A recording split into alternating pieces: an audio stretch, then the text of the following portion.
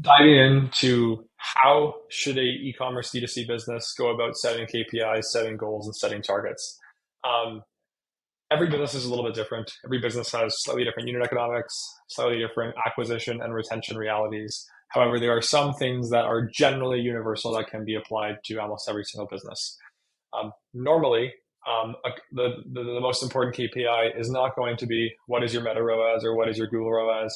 It is going to be some mix of what is my growth overall as a business and what is the contribution or net margin that is being created in the process, because there has to be some relationship between profitability and growth, unless you're going for alternative financing solutions to actually finance potential growth. The reality is that you're going to want to see your cash balance, your balance sheet actually expand over time in relation to your growth goals and growth over time. So just super quickly on a definition to be very clear, when I say contribution margin, what that means to us at Applo is basically the profit pre-fixed costs. So a lot of brands are omni-channel, selling wholesale, selling D2C, selling Amazon, etc. And what that means is that when you are looking at your profitability of a channel, you may have a bunch of payroll, a bunch of other fixed costs that are hard to say. Is this a D2C expense or is this a wholesale expense? So what you want to do is basically say, okay, I'm not going to look at fixed costs. I'm going to have each channel of my business is going to have a profit target to go and achieve every single month, just to make sure I'm basically creating enough liquidity and cash flow to pay for stuff and grow whatever the goal is. But normally it's kind of hard to actually say what the true fixed costs are specifically for one channel. So you can, but just want to be abundantly clear on as to why this business or this sample business has zero as fixed costs. They're running on a contribution margin target here. And I'll double click into what we're looking at. So basically, this is a scenario, a forecast for 2024 by month, broken out by first time customers, return customers, and total net sales. And the point that is trying to be made here is essentially that your primary goal should be some sort of a top line target, as well as some sort of a bottom line target. And depending on the phase of business you're in and what your objectives are and what your long term goals are, you're going to kind of come up with what these two things should be and the realities of what they need to be. And then what probably shouldn't be your core KPI is what is your Facebook ROAS or what is your Google ROAS? Well, some of the or your Klaviyo revenue or your SendLane revenue, whatever it is.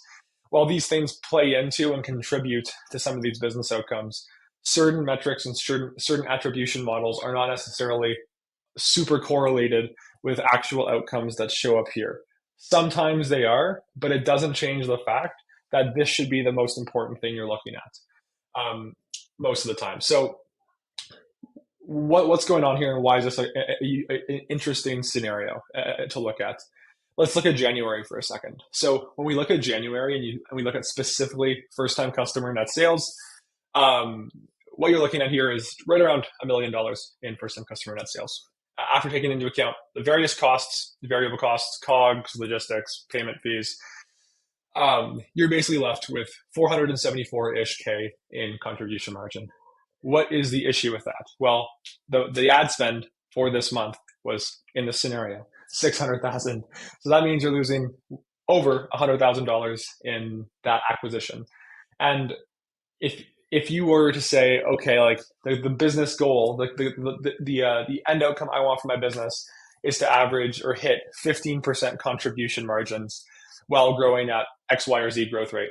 Well, when you're looking at this and you see 13.2% contribution margin, you may be like, oh no, maybe this was not a actual good thing to have done or a potential good thing to go and do because I am losing more than I'm willing to lose. I need to spend way less. And sometimes, depending on the objective, that can actually be a good thing.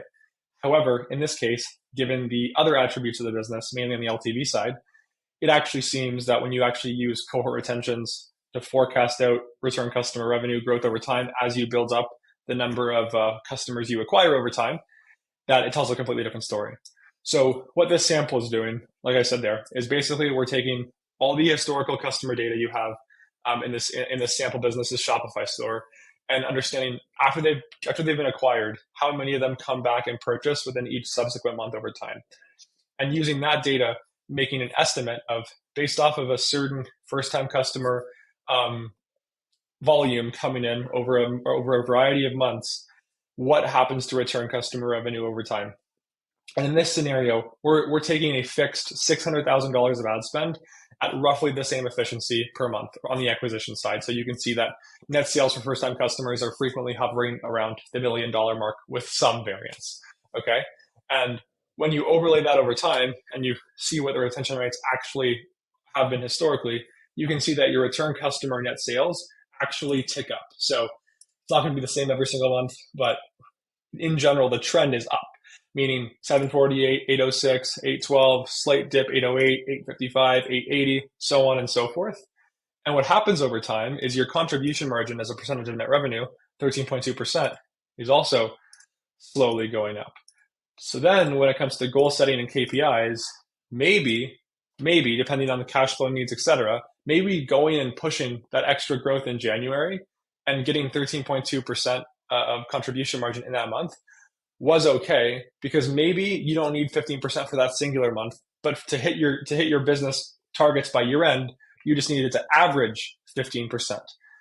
And if this plays out as is modeled, then maybe that's okay. And maybe this is actually logical, because by pushing harder earlier on in the year, it actually allowed you to, by the end of the year, if you opt to not push for an average of 15 and just be like, hey, like I'm prioritizing efficiency over volume, I'm going to stick with this pace and just focus on getting my contribution margin average to 17% or 18% by year end.